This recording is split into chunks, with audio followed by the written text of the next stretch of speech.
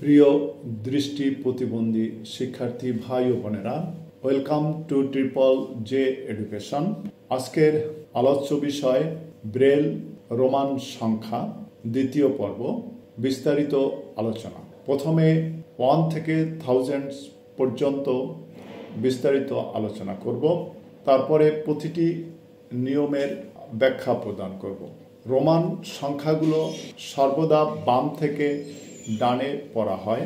প্রথমে 1 থেকে 1000 পর্যন্ত বিস্তারিত আলোচনা।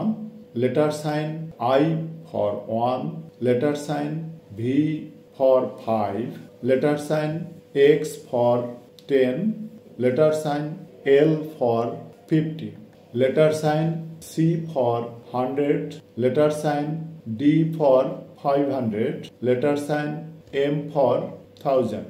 এবারে বিস্তারিত নিয়মের সাথে আমরা একটু পরিচিত হয়ে নিই।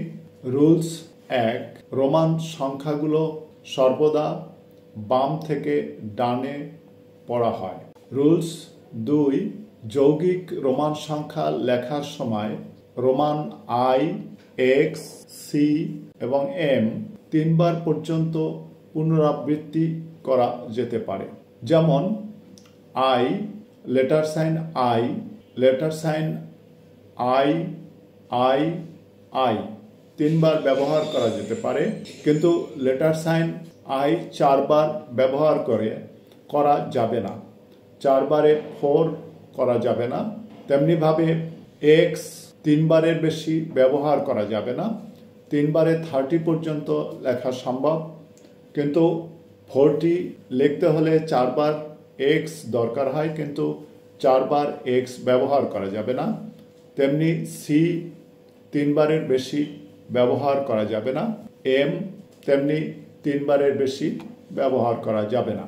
রুলস 3, V, L, D পুনরাবৃত্তি করা যাবে না। যেমন 2টা V দ্বারা 10 লেখা যাবে না, 2টো L দ্বারা 100 লেখা যাবে না, 2টা বা 3টা D দ্বারা 200 বা 300 লেখা সম্ভব নয়।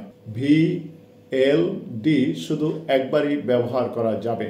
এরপরে রুল 4, একটি ছোট মানের প্রতীক একটি বড় মানের প্রতীকের বামে স্থাপন করা হলে এটি বড় মানের প্রতীক থেকে বিয়োগ করা বোঝায়। তেমনিভাবে যেমন L, X, X, L, X, L 40, এখানে L থেকে X বিয়োগ করা বোঝানো হয়েছে। অপরদিকে রুলস 5-এ বলা হচ্ছে একটি ছোট মানের প্রতীক একটি বড় মানের প্রতীকের ডানে স্থাপন করা হলে এটি বড় মানের প্রতীকের সাথে যোগ করা বোঝায়। যেমন লেটার সাইন L, X, এখানে 60 সাথে 60 সমান 50 প্লাস 10 বোঝানো হয়েছে, অর্থাৎ এখানে L এর সাথে X যোগ বোঝানো হয়েছে। অপরদিকে 40-র ক্ষেত্রে L এর সাথে X বিয়োগ বোঝানো হয়েছে। শুধুমাত্র I, X এবং C প্রতীকগুলো বিয়োগ এবং যোগমূলক সংখ্যা হিসাবে ব্যবহার করা হয়। রোমান সংখ্যা সম্পর্কে বিস্তারিত আরও যদি কোনো বিষয় জানার থাকে তাহলে আমাকে অবগত করুন।